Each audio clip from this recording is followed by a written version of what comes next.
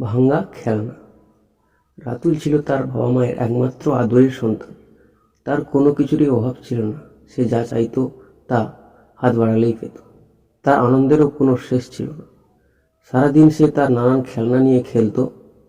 কোনো খেলনা তার পছন্দ না হলে তা নিয়ে খেলতো না এবং তা ছুঁড়ে ফেলে রাখত। কোনো খেলনা যদি পুরনো হয়ে যেত তাতেও তার ছিল ঘোরতর আপত্তি। এই খেলনা দিয়ে সে খেলতে রাজি নয়। একদিন তার মামা তাদের বাসায় বেড়াতে আসলো। তিনি রাতুলের এইসব দেখে অনেক কষ্ট পেলেন। রাতুল তার মামার সামনেই তার কিছু পুরনো খেলনা ভেঙে ফেলল। মামা এটি দেখে তাকে তার ভাঙা এবং পুরনো কিছু খেলনা সহ নিয়ে গেলেন পাশের বাড়ির এক বস্তিতে। সেখানে কিছু দরিদ্র শিশুকে তার ভাঙা অকেজো খেলনাগুলো ভাগ করে দিলেন খেলতে। রাতুল দেখে স্তম্ভিত হয়ে গেল। সে যে সব খেলনা ছুঁয়ে দেখতে চায় না তা অনেকের কাছে সাত রাজার ধনের মতো।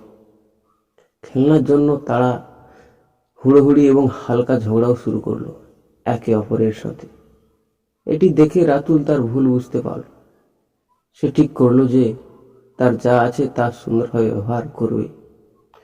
কোনো কিছু অপরাহ্নে অবহেলায় নষ্ট করবে না।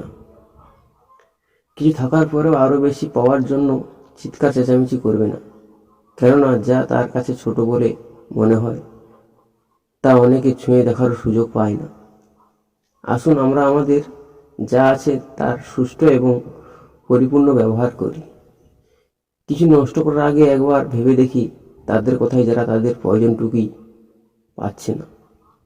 নিজের জন্য যতটুকু প্রয়োজন তা থাকলে বাড়তিটুকু, বিশেষ করে যেসব বস্তু আমরা অবহেলায় ফেলে রাখি, তা অন্যদের দিই।